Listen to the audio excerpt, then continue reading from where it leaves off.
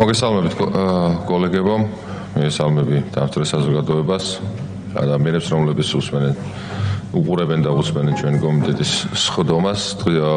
ჩვენ კორუმი გვაქვს, შეგვიძლია დავიწყოთ იურიდიული საკითხთა კომიტეტის სხდომა. დარიგებული არის დღის წესრიგი, დღის წესრიგით გათვალისწინებულია 3 საკითხი. ესენი გახლავთ საქართველოს პარლამენტის წევრების მიერ ინიციირებული საქართველოს კანონის პროექტი უცხოელთა და მოქალაქეობის ამ მქონე პირთა სამართლებრივი მდგომარეობის შესახებ საქართველოს კანონის სრულების შეტანის თაობაზე. პირველი მოსმენით ვიხილავთ დაჩქარებული წესით, მეორე გახლავთ პარლამენტის წევრების მიერ ინიციირებული პროკურატურის შესახებ საქართველოს ორგანულ კანონის სრულების შეტანის თაობაზე, ორგანული კანონის პროექტი. პირველი მოსმენით დაჩქარებული წესით და მესამე დაჩქარებული წესით განსახილველი საკითხია პარლამენტის წევრების მიერ ინიციირებული საქართველოს ადმინისტრაციულ საპროცესო კოდექსის სრულების შეტანის შესახებ თამდე ცვლილებებთან ერთად მეორე მოსმენით გთხოვთ კოლეგებო რომ კენჭი უყაროთ და დავამტკიცოთ დღის წესრიგი. მადლობა. პირველ ორ საკითხს მე თვითონ მოგახსენებ, სამეცნიერო ბატონთან გეკითხოთ რომ დაიკავოთ.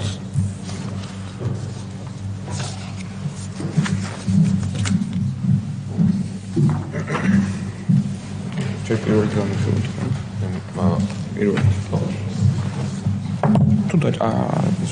პირველი დავიწყოთ. ორივე დაჩქარებული ამ პირველი დავიწყოთ. პროკურატურა.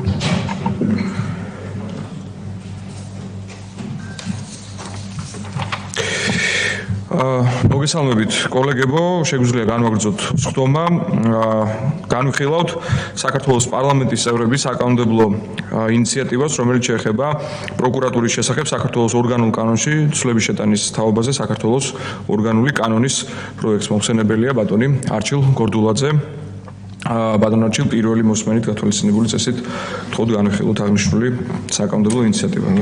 მადლობა ბატონს თავმჯდომარე კოლეგებო. ჩვენი კომიტეტის წევრების მიერ ინიციირებულია წარმოდგენილი ცვლილება საზოგადოების ინფორმირებულობის მიზნით. შეგახსენებთ ცვლილებების მიზანს და შესაბამისად არსად. ცვლილება შედის საქართველოს ორგანულ კანონში პროკურატურის შესახებ და საკითხი ეხება გენერალური პროკურორობის კანდიდატის წარდგენის წესს საპროკურორო საბჭოს მიერ. მოგხსენებათ არსებული რედაქციის მიხედვით და მათ შორის საქართველოს კონსტიტუციით გათვალისწინებულია, რომ გენერალური პროკურორობის კანდიდატის წარდგენა ხდება საპროკურორო საბჭოს მიერ, ხოლო საქართველოს პარლამენტი ირჩევს შესაბამისად რეგლამენტით გათვალისწინებული წესით გენერალურ პროკურორს. ამავდროულად მოქმედი რედაქციის მიხედვით გვაქვს აღრევა წარდგენის და შერჩევის პროცედურასთან დაკავშირებით. კონსტიტუციით გათვალისწინებული უფლებამოსილება საპროკურორო საბჭოსი, რომ წარადგინოს გენერალური პროკურორობის კანდიდატი კანონით, ანუ ორგანული კანონით, მაგრამ კონსტიტუციაზე დაბალი იერარქიის მქონე კანონით გათვალისწინებულია დამატებითი პირების, იქნებიან ეს პირები კონკრეტული სამოქალაქო საზოგადოების თუ ორგანიზაციების წარმომადგენლები თუ აკადემიური წრეების წარმომადგენლები, მათთან ერთ თვის განმავლობაში უნდა მოხდეს კონსულტაცია და მხოლოდ ერთთვიანი კონსულტაციის შემდეგ, მას შემდეგ რაც 3 კანდიდატურა შეირჩევა, ხდება გასაუბრება საპროკურორო საბჭოში და შემდეგ ამ კანდიდატებს ეყრებათ კენჭი და ვინც დააგროვებს ყველაზე მეტ ხმას დახურული პროცესის შემდეგ 2/3 გადაჭერის შემთხვევაში ამ კანდიდატის წარდგენა ხდება საქართველოს პარლამენტისათვის. ზუსტად ამ გამოწვევას წარმოადგენს ამ პროცედურაში კონკრეტულად სხვა პირები არიან ჩართული კონსტიტუციით გათვალისწინებული უფლებამოსილების განხორციელებაში, რაც პირდაპირ არ არის მიზანშეწონილი და კონსტიტუციური წესრიგის მიღმა არ არის ეს პირდაპირ, რა თქმა უნდა, კონსტიტუციასთან შეუსაბამო, მაგრამ ამავდროულად კონსტიტუციური პრინციპი და სულისკვეთებასთან შესაბამისობაში არ მოდის. ამიტომ გთავაზობთ, რომ საპროკურორო საბჭომ თავისი კონსტიტუციური უფლებამოსილება განახორციელოს სხვა პირების, გარეშე პირების ჩარევის გარეშე და საპროკურორო საბჭოს თითოეულ წევრს ჰქონდეს ერთი კანდიდატის და გენერალური პროკურორობის ერთი კანდიდატის დასახელების უფლება. ამ კანდიდატებს შემდეგ კანდიდატს ან კანდიდატებს მოусმენს საპროკურორო საბჭო. ღია წესით მოხდება კენჭისყრა და ვინც დააგროვებს სრული შემადგენლობის უმრავლესობის ხარდაჭერას, ისე რომ სხვა კანდიდატებს მეტი იქონდეს ხმათა რაოდენობა, მისი წარდგენა მოხდება საქართველოს პარლამენტში, ხოლო საქართველოს პარლამენტი რეგლამენტით გათვალისწინებული წესით გადასცემს იურიდიულ საკითხთა კომიტეტს, კანდიდატის მოსმენა მოხდება ჩვენს კომიტეტში და შემდეგ შესაბამისი რეკომენდაციით მიმართვა პლენარული სხდომისათვის და პლენარული სხდომა შემდეგ მიიღებს გადაწყვეტილებას კანდიდატის უკვე გენერალურ პროკურორის პოსტზე არჩევის შესახებ ან არჩევაზე უარის თქმის შესახებ. ეს არის წარმოდგენილი ცვლილებების არსი, მოკლედ თუ იქნება კითხვები, მზად ვარ კონკრეტულ პასუხს. გმადლობთ ბატონო არჩილ. თუ არის დარბაზში კითხვები, პატივსმოვალ კოლეგებო, შეკითხვა შენიშნა მოსაზრება, ასეთ შემთხვევაში გთხოვთ გვანიშნოთ, ასევე დამსწრე საზოგადოების მხრიდან თუ არის კომენტარები. გქონდათ? ისმენთ. ბატონო არჩილ, გამარჯობათ. აქამდე ალბათ მოსახლეობას აინტერესებს თუ შეგვიძლიათ გითხრათ, რომ აი რა უწყებები, რა NGO-ები და აქამდე ვინ იყო ჩართული და რეალურად რას ვაშორებდა, როგორ ვაიოლებთ თუ ბიუროკრატიას ვაცლებთ. მოქმედი ორგანული კანონის მიხედვით საპროკურორო საბჭო ვალდებული იყო, რომ კონსულტაციები გაემართა ერთი თვის განმავლობაში აკადემიური წრეების წარმომადგენლებთან და საზოგადოებრივი ორგანიზაციების წარმომადგენლებთან.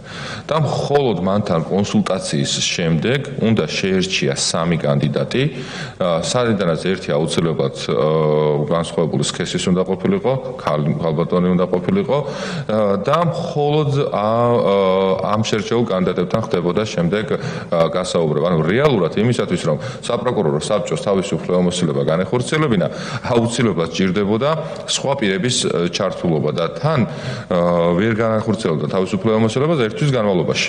პირდაპირ მისი უფლებამოსილება იყო შეზღუდული. რასაც არ ითვალისწინებს უზენაესი კანონი საქართველოს კონსტიტუცია და დამატებით კონსტიტუციის გარდა სხვა კანონით კონსტიტუციური უფლებამოსილების რაიმე ფორმით შეზღუდვა პირდაპირ პრინციპთან შეუსაბამოა.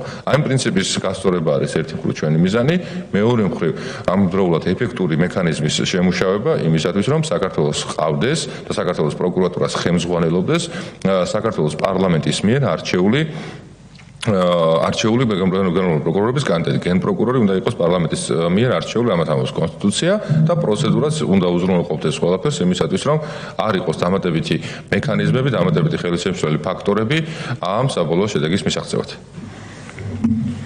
დაზუსტება ხომ არ გსურთ? სხვა კითხვები, მოსაზრებები, შენიშვნები არ არის, როგორც ჩანს. საკითხი განხილულია. გადავიდეთ მომდევნო საკითხზე, ასევე ბატონო არჩილ თქვენ ბრძანდებით.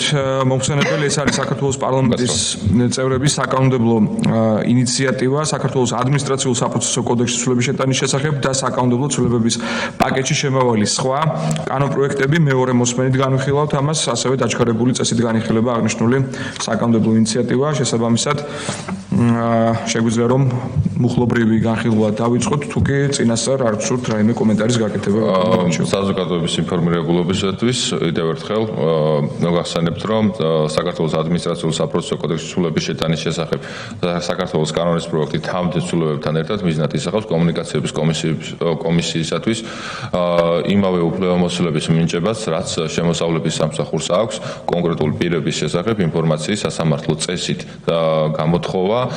გამოთხოვის უფლება ექნებათ კომუნიკაციების კომისიას იმისათვის, რომ კომისიამ თავისი უფლებამოსილება განახორციელოს ეფექტურად და იმ პირებს, ვისაც აქვს სურვილი, რომ მაუწყებლობის შესახებ კანონში განხორციელებული ცვლილებების და მანამდე არსებული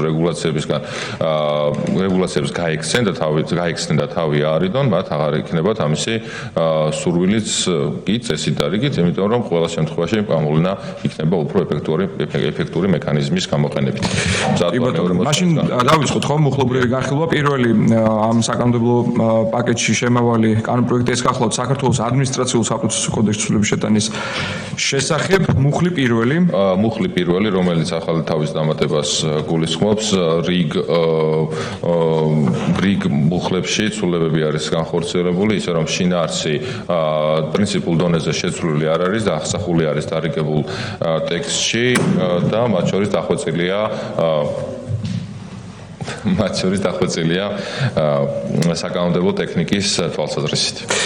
გასაგებია, შეკითხვა შენიშნა მოსაზრება არ არის ასეთი. მუხლი მეორე, ცვლილების გარეშე გახლავთ. შეკითხვები, შენიშვნები არ არის. ამავე პაკეტში შემავალი საქართველოს კანონის პროექტი მაუწყებლობის შესახებ საქართველოს კანონის ცვლილებების შეტანის თაობაზე მუხლი პირველი.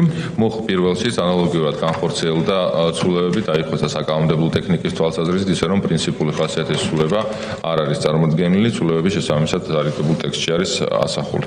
კი ბატონო, შეკითხვა შენიშნა მოსაზრება, თუ არის მანიშნეთ, ასეთი არ არის. მუხლი 2. მუხლი 2-ში ცვლილება არ განხორციელებულა. ასევე ვხედავთ, რომ შეკითხვები ან შენიშვნები არ ფიქსირდება. მომდევნო ამავე პაკეტში შემავალი საქართველოს კანონის პროექტი კომერციული ბანკების საქმიანობის შესახებ საქართველოს კანონის ცვლილების შეტანის თაობაზე მუხლი პირველი. მხოლოდ რედაქციული ცვლილება გახლავთ, რომელიც ასახულია დარიგებულ ტექსტში. შეკითხვები, შენიშვნები, მოსაზრებები არ არის. მუხლი მეორე. ცვლილების გარეშე. ასევე დარბაზიდან კომენტარები არ არის და ამავე პაკეტში შემავალი ბოლო კანონპროექტი ეს არის მიკრობანკების საქმიანობის შესახებ საქართველოს კანონის ცვლილების შეტანის თაობაზე მუხლი პირველი. მხოლოდ და მხოლოდ რედაქციული ხასიათის ცვლილებებია ასახული დარიგებულ ტექსტში. შეკითხვა, შენიშვნა, მოსაზრება არ არის დარბაზიდან. მუხლი მეორე. მუხლი მეორე ცვლილების გარეშე გახლავთ. შეკითხვა, შენიშვნა, მოსაზრება ასევე არ ფიქსირდება. საკითხი განხილულია ბატონო არჩილ, გთხოვთ რომ დავუბრუნდეთ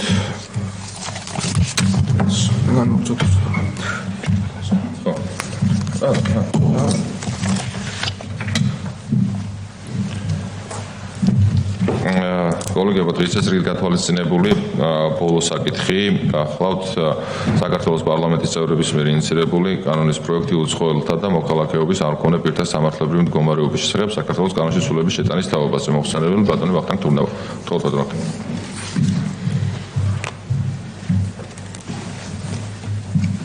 მოგესალმებით.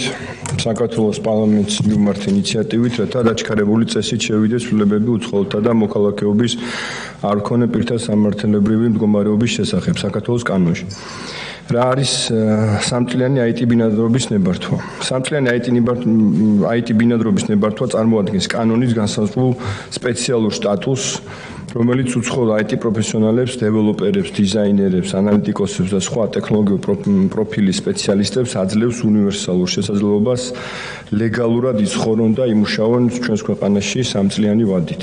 კანონპროექტი მიზნად ისახავს მაღალკვალიფიციური უცხოელი IT სპეციალისტების მოზიდვა საქართველოში და კანონში არსებული რეგულაციების თანამედროვე IT ბაზრის მოთხოვნებთან შესაბამისად ადაპტირებას. და რაც მნიშვნელოვნად გაამარტივებს და დააჩქარებს მათ შემოსვლას და დასაქმებას ჩვენს ქვეყანაში. ცვლილება შეეხება იმ უცხოელებს, რომლებიც პროფესიულად საქმიანობენ ინფორმაციულ ტექნოლოგიების სფეროში, მხოლოდ ინფორმაციულ სფეროში და აქვთ დადასტურებული კვალიფიკაცია, შესაბამისი განათლება, სამუშაო გამოცდილება და საერთაშორისო სერტიფიკატები. მათი მონაცემების გადამოწმება სპეციალურ პლატფორმის და უწყებების მეშვეობით მოხდება. ძირითადი პირობებია ამ უცხოელ სპეციალისტს უნდა ჰქონდეს მინიმუმ 25,000 ამერიკული დოლარის წლიური შემოსავალი. მეორე, მინიმუმ 2 წლიანი გამოცდილება IT სფეროში, ჯანმრთელობის დაზღვევა საცხოვრებელი ადგილის საქართველოში და კონტრაქტი გაფორმებული მის დამსაქმებელთან IT სფეროში უნდა იყოს აუცილებლად. ამ ნებართვის გაცემის ძირითადი მიზანია საქართველოს ტექნოლოგიური პოტენციალის გაძლიერება, ინოვაციების ხელშეწყობა და ეკონომიკური სარგებელი, რასაც მსგავსი კადრების შემოდინება შექმნის. ეს ცვლილება ერთ მხრივ ამარტივებს IT სპეციალისტების საქართველოში მუშაობას და ცხოვრებისთვის საჭირო პროცესებს, ხოლო მეორე მხრივ წარმოადგენს ქვეყნის ციფრულ ტრანსფორმაციაზე ორიენტირებულ გრძელვადიან სტრატეგიას. რატო გახდა ხო ეს აღნიშნული კანონპროექტის ინიციირება საჭირო? შემიძლია ჩამოგითვალოთ რამოდენიმე მაგალითი. განპირობებულია გლობალური ტენდენციებით, IT ბაზაზე კონკურენცია პროფესიონალიზმის უპრეცედენტოა, საქართველოს კი ამ პროცესში აქტიურად ჩართვას ცდილობს და არის აქტიურად ჩართული.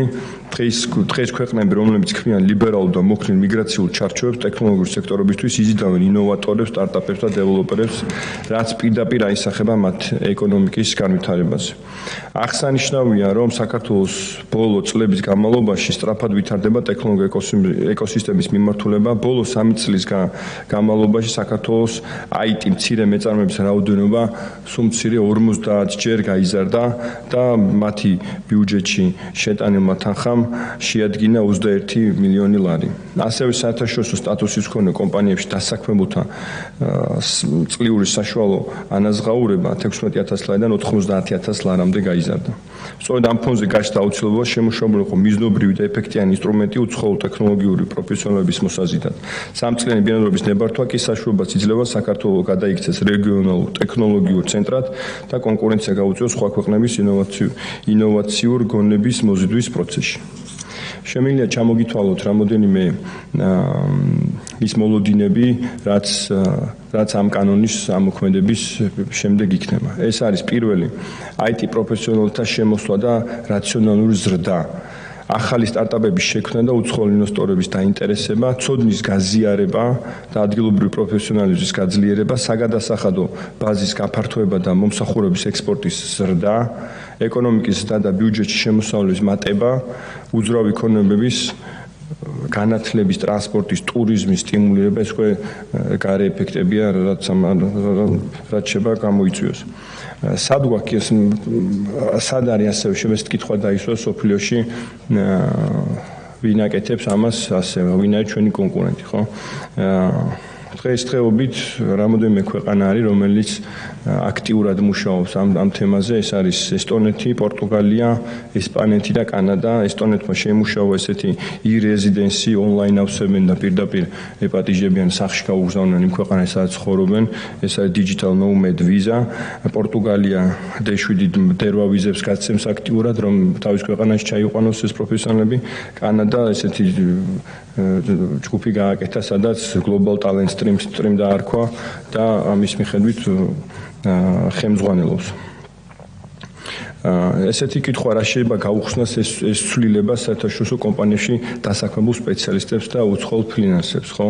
ეს ცვლილება გულისხმობს იმას, რომ ტექნოლოგიური ტალანტი შეძლებს საქართველოში გაჩერდეს, შექმნას სტარტაპი, ჩაერთოს ლოკალურ ეკოსისტემაში და გააძლიეროს ცოდნის გაცვლა. ასეთი ჩართულობა ქვეყნის ტექნოლოგიურ და ეკონომიკურ წინსვლისთვის ძალიან ღირებულია, რადგან ეს ადამიანები მხოლოდ მომხმარებლები კი არ, ასევე შემქმნელები და ინოვატორები იქნებიან. ასევე მინდა გითხრათ, ანუ რომ ჩვენ გვაქვს დატოვებული ამ კანონში უკან გამოთხოვის ფუნქცია, როდესაც 193 დღეზე ნაკლებს გაატარებს უცხოელი პირი ჩვენს ქვეყანაში, ჩვენ შეგვეძლება უკვე რომ უკან გამოვითხოვოთ ეს ცხოვრების ნებართვა, ამიტომ ეს არის ჩვენი ჩამკეტი მექანიზმი. ასევე რა თქმა უნდა, სხვადასხვა სპეცსამსახურები გააკონტროლებენ იმას, რომ არ შემოგვეპაროს ისეთი პირი, რომელიც ჩვენ ქვეყანაში არ არის დაბადებული. კიდევ ერთხელ ვიძახი, ეს კანონი შეეხება მხოლოდ და მხოლოდ IT სპეციალისტებს, ეს არ არის ღია კარის პრინციპი, ეს არის მხოლოდ და მხოლოდ IT მაღალანაზღაურებადი პროფესიონალები, რომელიც დაამტკიცებენ რომ ისინი ნამდვილად იმსახურებენ, ისინი ნამდვილად პროფესიონალები, მინიმუმ 2 წლიანი გამოცდილება აქვთ ამ სფეროში და $25,000 აქვთ წლიური შემოსავალი. მადლობა, კითხვები თუ არის, აუცილებლად გავუცემ ამ კითხვებს. მადლობა, თამარ კოლეგებო, კითხვები თუ არის, პარასტანაშრომებს ხომ არ აქვთ. ერთი საკითხია ბატონო ვახტანგ, რომელზედაც კარგი იქნება რომ ხაზი გავუსვათ, მათ შორის ეს რა გავლენას მოახდენს ქართველ IT სფეროში დასაქმებულ პირებსაც. რამდენად შეუწყობს ეს ხელს მათ პროფესიონალიზმის ზრდას. და ამიტომ გეკითხებით რომ კიდევ ერთხელ რომ ვთქვათ რომ აქვს თუ არა გამოწვევა კადრებთან დაკავშირებით, ანუ არის რამდენადაც არის დიდი მოთხოვნა, არის თუ არა შესაძლებელი რომ ადამიანებმა სრულად დააკმაყოფილონ შესაბამისი გამოწვევა კადრების საჭიროებასთან დაკავშირებით. კიდევ ხო არ იქნება კითხვა. კარგით. მოგესალმებით მეგობრებო. იცით რა მაინტერესებს ბატონო ვახტანგ, ესე იგი ეს $25,000 წლიური შემოსავლის სხვარი ხომ არ გაგვიზარდა ცოტა უფრო მეტად კვალიფიცირებული IT სპეციალისტები მიგვეღო ჩვენ, რომ ეს იდეა ზოგადად ძალიან საინტერესო და კარგია და მე მხარს დაუჭერდა. უბრალოდ ზღვარი ხომ არ გაგვიზარდა ეს წლიური შემოსავლის. გასაგებია. მადლობა. მოდით გაგცემთ პასუხებს. პირველი კადრების უბრალოდ მეორე კითხვით დავიწყებ. კადრები გამოწვევა მოთხოვნა თუ შეიძლება რომ დააკმაყოფილონ სულად. დღეს მსოფლიოში მიახლოებით ამერიკაში არის სადღაც 1 მილიონი IT software engineer-ი, developer-ი ამ სფეროში მოღვაწე ადამიანები აკლიათ ევროკავშირშიც მიახლოებით 1 მაგდენი. ანუ რამინდა მithქვათ რომ ეს კადრები არიან ძალიან ღირებული, ძალიან მცირეა ეს კადრები, იმის მიუხედავად რომ ბევრი ქვეყანა ანვითარებს ამ სფეროს, მაინც ყველაფერი გადადის ციფრულში და ამიტომ კადრების მოთხოვნა არის ძალიან დიდი, მზარდი. მოთხოვნის საკმაყოფილო სულად რა თქმა უნდა არ მოხდება საქართველოში. დღესდღეობით ყავს მიახლოებით 45,000 IT დეველოპერი და შეგიძლიათ შეაფარდოთ ამხელა მოთხოვნა არის. მე არ ვიცი არც ერთი პროგრამისტი, რომელსაც დღეს სამსახური არ აქვს და პირიქით ჯობ ოფერები აქვთ ყოველ დღე. ამიტომ ჩვენ ვფიქრობთ, რომ ეს საქართველოს სულ რომ მთელი ქვეყანა გადაკეთდეს IT პროგრამისტებად, მაინც არ ეყოფა იმ გამოწვევას, რაც დღეს არის. რა გავლენას მოახდენს, ხო? რა გავლენას შესაბამისად დღეს ჩვენს ქვეყანაში არის რაღაც ტექნოლოგიები, რაღაც კოდის ენები განვითარებული, რომელსაც უნივერსიტეტები ასწავლიან, სხვადასხვა სამსახურები ითხოვენ, მაგრამ არის 10 მაგდენი კოდის ენა, რომელიც ჩვენ ქვეყანაში არ არის განვითარებული, უბრალოდ იმიტომ, რომ არ არის ამის კლიენტი, არ არის მოთხოვნა აქვს და ამიტომ ის ადამიანები, რომლებიც ჩამოვლენ და ემუშავებიან სხვადასხვა კომპანიებს, სადაც სხვა ენებია, ის უკვე ავტომატურად გამოიწვევს ამ ხალხის განვითარებას და სხვა კუთხით წონის გაზიარებს. ამიტომ ძალიან მნიშვნელოვანია ამ ხალხის აქ ჩამოსვლა, რომელიც ჩვენს მოქალაქეებს უკვე ამ წოდნას გაუზიარებენ და ასწავლიან. მაგალითად ერთ-ერთი კომპანია არის Salesforce, რომელსაც 10,000 პროგრამისტი ყავს და საქართველოში სულ მაგალითად 5 ადამიანი მყავს, რომელიც პროფესიონალი senior developer, რომელიც ასე ვახტანგ, მე მგონია რომ თქვენ იმდენად კარგად ერკვევით ამ საკითხებში, რომ გქონდეს შესაძლებლობა დღეების განმავლობაში გავაგზავნებდით ამ საკითხს და ზოგადად IT სფეროსთან დაკავშირებულ თემებზე მსჯელობას და საინტერესო იქნებოდა ჩვენთვისაც და საზოგადოებისათვის ამ ყველაფრის მოსმენა, გამომდინარე იქიდან რომ ძალიან მალე ბიუროს ხმაც იწყება, გთხოვთ რომ მოკლედ ბოლო კითხვასაც უპასუხოთ შედარებით მცირე შემჭიდროებულად და შემდეგ შეგვიძლია უკვე რომ განსხვავების პროცედურაზე გადავიდეთ. ჩვენ $25,000-საც შეხება $25,000 არის ის მინიმუმი, რაზე ჩვენ ვიფიქრეთ, ანუ $25,000 არის თვეში სადღაც $2,000-მდე, $2,000 არის სადღაც $6,000 ცოტა ნაკლები და ანუ როდესაც ჩვენ ვიძახთ 2 წლიანი გამოცდილება ქონდეს, 2 წლიანი გამოცდილება ნიშნავს, რომ არის მიახლოებით ჯუნიორის დონეზე, ჯუნიორ ანუ სხვა დონეებია, ანუ ჯერ ინტერნი ხარ, მე ჯუნიორი, მიდლის, სენიორი და ჯუნიორის პლუსის დონეზე არის მიახლოებით ეს ხელფასია და 2 წლიანი გამოცდილება იმას შეესაბამება. თუ ჩვენ შევცვლით და ვიტყვით, რომ 25,000 მაგალითად იყოს 90,000, მაშინ ვთქვათ, რომ მხოლოდ ის ადამიანები ჩამოვიდნენ, ვისაც რაღაც 5 წლიანი და 8 წლიანი გამოცდილება აქვს და ამ ხალხის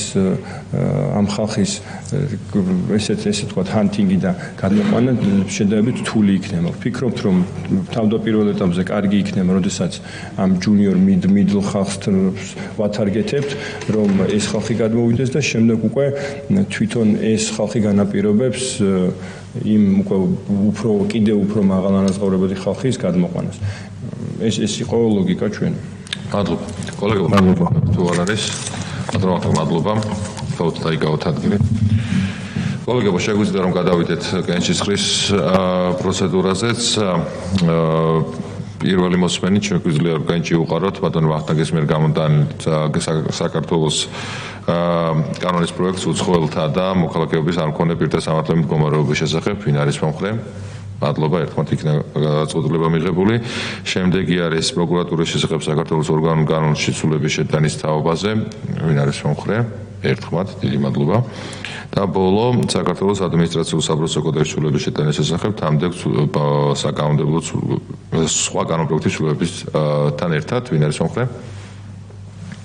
მადლობა, ერთხმად იქნა მიღებული გადაწყვეტილება, ამით ჩვენი კომიტეტის ხდომა დასრულებულია.